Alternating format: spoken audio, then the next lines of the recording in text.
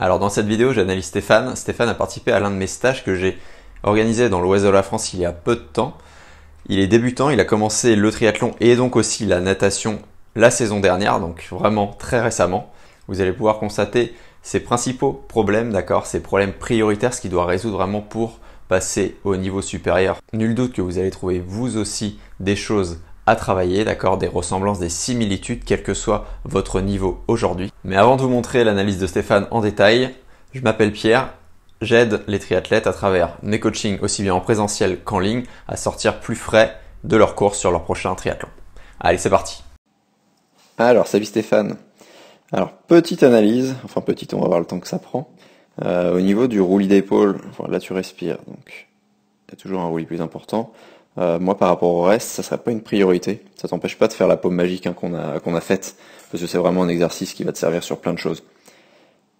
Mais tu vois, ce que je vois, le premier item, ça va être, tu vois, ici, regarde ton bras, à cet endroit-là, vraiment ce bras-là. Tu vois, ton bras là part vraiment, en fait, il croise l'axe de ton corps. Et ça fait en plus, t'as vu là, au niveau de l'alignement, hop, tu vois, t'as vu, tu pars un peu en S, tu pars un peu de l'autre côté. Donc ça va être un autre point qui est lié, peut-être, mais la première chose à agir, ça va être sur ton bras ici. Parce que tu vas voir, juste après. Donc tu vois, là, tu respires bien sur le côté, de ce côté-là. Donc là, je transgresse un peu, mais tant que je suis en vue de haut. Voilà, ici, tu respires un tout petit peu plus en regardant en haut, mais sincèrement, pour moi, c'est pas la priorité, quoi, pour l'instant. Donc c'est vraiment ça, et tu vas voir, quand on est de face, ça va être flagrant. Regarde là ton bras gauche. Bim, ici. Tu vois, l'axe de ton corps, il est là.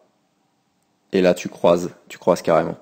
Tu vois, dans l'idéal, enfin, dans ton esprit et dans ce que tu dois faire, même si l'idée c'est avec que tu le ressentes, hein, cherche pas forcément à directement modifier, hein, tu vois, aux élastiques, tu le faisais bien.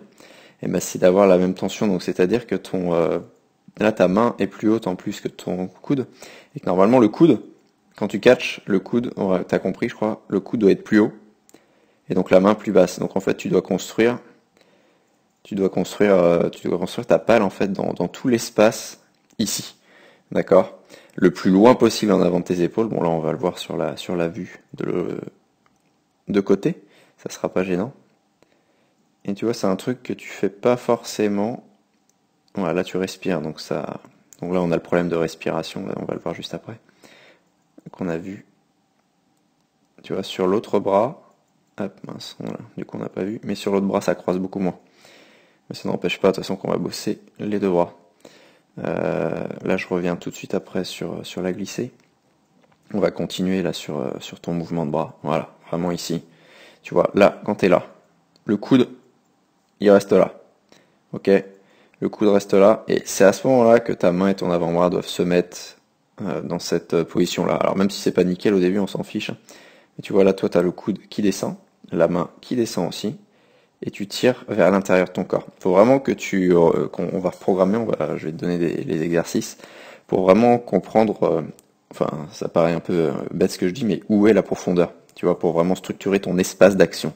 C'est ça qu'on dit. Et là, ça va vraiment t'aider à prendre plus d'appui, vraiment, et à moins passer au travers sur le début, parce que là, on sent, enfin, je pense que tu le sens bien aussi, que t'as l'impression, je pense, de pas prendre d'eau encore plus avec ce bras-là qu'avec l'autre bras. Donc voilà pour le premier point, qui à mon avis est important, parce que tu pousses jusqu'à ta cuisse, tu vois. Bon, tu peux finir peut-être de pousser un peu plus. Ça c'est un petit tips, on va dire, supplémentaire. Je vais pas l'inclure dans les 3 priorités, mais pourquoi pas chercher à agrandir un peu et à vraiment pousser un peu plus loin. Donc juste de pousser ta main avec le contact de ta main avec ta cuisse. Donc là-dessus, vraiment chose importante. Deuxième chose importante, on peut les mettre sur le même plan, il n'y a pas forcément d'ordre là-dessus. Deuxième chose importante, du coup, ça va être ici. Quand tu respires, là, tu vois, tu arrives, en fait, sur le bras gauche, tu arrives à vraiment bien placer, en fait, à bien garder ton bras pendant ton inspiration. D'accord? Donc, franchement, sur ton bras gauche, je pense que tu contractes très bien tes muscles ici. Donc là-dessus, sur le bras qui tombe, sincèrement, on le voit pas du tout de ce côté-là. On va voir de l'autre côté. Et tu vois, de l'autre côté, par contre, c'est l'inverse. C'est marrant du coup, mais du coup, ça va être important de le faire sur les deux bras. C'est marrant parce que c'est le bras droit qui était plus à l'aise pour prendre de l'eau. Enfin, moi, c'est ça que je vois. Et le bras droit, par contre, t'es moins à l'aise quand tu respires là. Tu vois, là, je pense que c'est là où tu respires beaucoup plus en regardant le haut. Et ton bras, il est là. Alors qu'il devrait, enfin là du coup j'ai du vert, mais fais en sorte qu'il y ait du rouge. Il devrait rester loin devant pour quand t'as fini là d'inspirer, là construire un peu ta pale, ton catch, et après pousser en arrière. En gros tu perds de la propulsion si tu veux. Donc ça va être le deuxième axe. C'est ce qu'on a vu avec le repère épaule-visage avant l'inspiration. Et le repère épaule-visage, tu vois là, hop. Là tu pourrais le faire juste en décalant un peu, hein. C'est un exercice, un éducatif, et le repère épaule-visage après. Là tu vois bien que clairement, le épaule-visage ou le bras-visage, en tout cas, il faut qu'il y ait un contact. Hop, on va enlever, il y a trop de flèches. Ici ou là. Là, tu vois bien qu'il n'y est pas. Après, c'est de la nage complète, c'est normal. Mais par contre, l'exercice, tu dois absolument le faire sur un 25, par exemple. Après, un 25 un peu plus normal. Tu auras des séances, de toute façon, sur ce thème. Et donc ça, du coup, ce serait le deuxième point. Et le dernier point, on avait parlé d'expiration, hein, comme quoi tu étais essoufflé. Donc ça va être aussi un point, on va dire un point supplémentaire, hein, sur des séances dédiées ou en début d'entraînement, hein. Même si t'as plus de points, c'est pas grave. C'est vrai que la première chose, c'est peut-être que tu sois moins essoufflé, hein, d'accord? Ce qu'il y a vraiment au-dessus de tout, c'est ça, hein, ta priorité numéro au-dessus des autres, quoi, on va dire, hein, priorité prioritaire. C'est vraiment expirer, être à l'aise, expirer, réussir à faire du 5 temps sur des 50, des 100 mètres, sans que ça soit difficile. Et ta dernière priorité, tu vois, quand tu nages, là on voit bien ici, là, regarde, les pieds, ils sont là. Les pieds, ils sont là, t'es aligné, d'accord? Là-dessus, ça c'est bien, t'es aligné, mais tes pieds tombent, donc t'es pas à l'horizontale, donc là en gros, tu prends tes freins. Hop, ici, même si là mes flèches sont pas droites, mais tu comprends l'idée, c'est ça le principe. Et donc, ce qu'on va faire, tu vois, tout simplement, essayer de te grandir vraiment un peu plus. Ça, c'est vraiment un truc qui aide énormément. Donc, te grandir devant. Donc, c'est surtout se grandir par la tête, par la nuque, en gardant ton regard, hein, vraiment orienté où il est. Là, très bien. Tu te grandis là, la nuque, tu dois sentir un auto-grandissement. C'est l'exercice qu'on a fait au mur. T'essayes de le faire et de le ressentir aussi. Je t'enverrai une séance en fait un peu basique, on va dire, là-dessus, et tends bien aussi tes pointes de pied. Ça, c'est vraiment deux choses très importantes. Faut vraiment chercher à te grandir le plus possible dans l'eau, d'accord? Peu importe que tu mesures 1,60 ou 2 mètres, en fait, l'idée c'est vraiment de gagner les quelques centimètres, hein. Parce qu'on peut mesurer 2 mètres et au final on fait que 1,90 m dans l'eau, quoi. Et on peut mesurer 2 mètres et faire 2 mètres, peut-être pas 2,10 m, hein, mais c'est sûr que non, mais tu vois l'idée, on peut vraiment arriver à 2 mètres, assez vrai 2 mètres, dans l'eau. Donc c'est ça vraiment l'idée, parce que l'eau du coup va te porter sur beaucoup plus d'endroits. Même si c'est que quelques centimètres, ça fait une sacrée différence. Et ça, associé à l'expiration où tu vas être plus à l'aise, donc tu vas inspirer plus facilement, donc ta cage thoracique va être plus pleine, quoi, plus facilement pleine, et tu vas contrôler ton débit. Tu vois, je pense que si tu es essoufflé, c'est que tu souffles trop d'air, ou que tu n'en souffles pas assez de manière continue, tu vois, que tu souffles tout d'un coup. C'est les deux grandes possibilités. Et ça fait que vu que tu as plus d'air ici, tu vas être plus facilement, et tout le corps va être plus facilement à la surface de l'eau. Hop, donc on repart. Donc tu as l'expiration en numéro 1. Donc tu as le placement du coup en numéro 2. Excuse-moi, je reviens parce que en fait, le placement, tu peux le travailler en nageant, mais ça se travaille dès que tu pousses au mur. Dès que tu vas pousser au mur, hop, la pousser.